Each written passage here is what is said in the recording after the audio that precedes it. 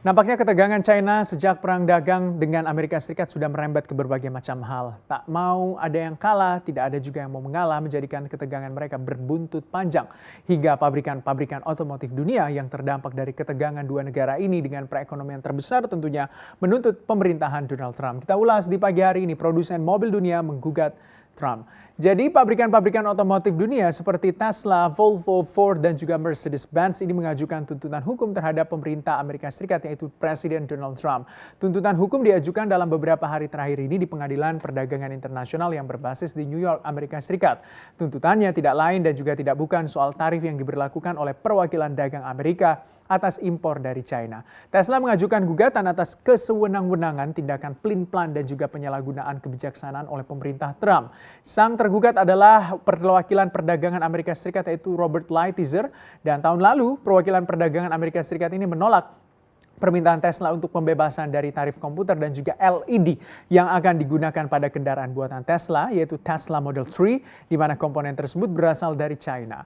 Menurut Tesla, akibat dari kebijakan penambahan biaya impor barang dari China ke Amerika Serikat, Tesla dirugikan karena harus membayar biaya yang lebih tinggi untuk komponen dari mobil Tesla, yaitu Tesla Model 3. Sedangkan gugatan yang diajukan oleh Mercedes itu menuduh bahwa Amerika Serikat atau pemerintahan Trump melakukan perang dagang yang belum pernah terjadi, yang tidak terikat dan juga tidak terbatas, yang berimbas pada kerugian 500 miliar dolar Amerika Serikat dari Mercedes-Benz. Jadi akibat dari trade war antara China dan juga Amerika Serikat membuat perusahaan-perusahaan di Amerika Serikat yang mengimpor bahan baku dari China atau underdeal dari China ini harus merogoh kocek lebih dalam. Sebenarnya kalau kita lihat bersama-sama tentunya, perang dagang yang semakin luas ini terjadi karena ya persaingan dagang dari kedua negara tersebut. Dimulai ketika Amerika Serikat mengenakan tarif barang impor atau bea barang impor masuk ke Amerika Serikat asal China. Sebaliknya, China juga tidak tinggal diam. Beijing membalas tarif barang impor asal China yang masuk ke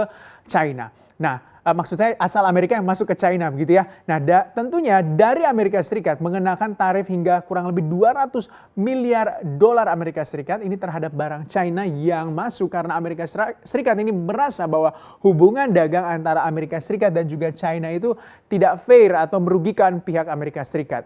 Nah, Departemen Perdagangan Amerika mencatatkan bahwa defisit neraca perdagangan terjadi hampir kurang lebih 11% dan menjadi kurang lebih 63,6 miliar rupiah, 63,36 miliar US dollar ya. Ini defisit terjadi dengan China dan menjadi naik 28,3 miliar US dollar. Jadi hubungan yang tidak harmonis antara China dan juga Amerika Serikat bukan cuma soal perang dagang saja, tapi hampir di semua sendi-sendi kehidupan mereka berdua ini itu ada saja yang diributkan, ada saja yang dipertentangkan. Nah, ini dia lika-liku hubungan Amerika Serikat dan China.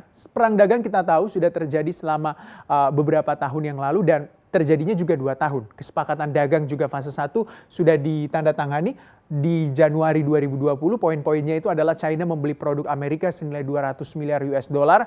Terus Amerika Serikat juga mengurangi tarif impor China. Nah, ini juga membuat nafas para pelaku usaha itu sedikit lega. Nah, untuk fase 2 sebenarnya bagaimana? Ini menjadi pertanyaan karena belum ada sampai saat ini lanjutan perundingan fase dagang yang kedua. Selanjutnya, belum selesai fase dagang yang kedua, ini muncul lagi ketegangan baru yaitu antara Amerika Serikat dan keduanya. Kalau Amerika Serikat ini turut campur soal masalah Hong Kong atau keributan yang terjadi di Hong Kong.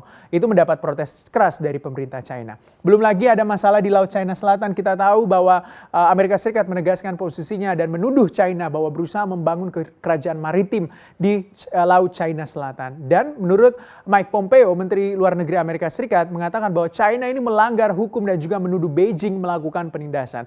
Tidak sampai di situ saja sebenarnya, ada kapal induk Amerika Serikat yaitu USS Ronald Reagan yang dikerahkan untuk ataupun mengerahkan pesawat udara mereka untuk melindungi wilayah maritim sekutu negara Amerika Serikat di perairan Laut Cina Selatan tentunya. Ini merupakan serangkaian operasi pertahanan udara maritim yang dilakukan sejak Agustus lalu. Selain itu juga Amerika Serikat juga bisa dikatakan melakukan mengajak begitu negara-negara yang berada di kawasan ASEAN termasuk Brunei, Malaysia, Filipina, Taiwan dan juga Vietnam untuk menentang klaim China atas 90% dari wilayah Laut Cina Selatan. Belum berhenti sebenarnya ketegangan Amerika Serikat dengan China sampai di situ karena ini masalah Covid juga. Kita tahu baru-baru ini Presiden Amerika Serikat Donald Trump dalam pidatonya di sidang Majelis Umum PBB ke-75 Donald Trump mengatakan bahwa menyalahkan China atas pandemi COVID-19. Menurut Trump, pemerintah China dan juga Organisasi Kesehatan Dunia atau WHO yang secara tentunya virtual ini dikendalikan oleh China. Secara keliru juga menyatakan bahwa tidak ada bukti penularan dari manusia ke manusia. Trump juga meminta agar PBB meminta pertanggungjawaban dari China atas pandemi ini. Dan Trump mengatakan nanti mereka itu dengan keliru orang-orang tanpa gejala tidak menyebarkan dengan penyakit. Jadi Trump menyalahkanlah China terhadap pandemi COVID-19 ini. Dan Trump berjanji akan mendistribusikan vaksin kalau nantinya ada.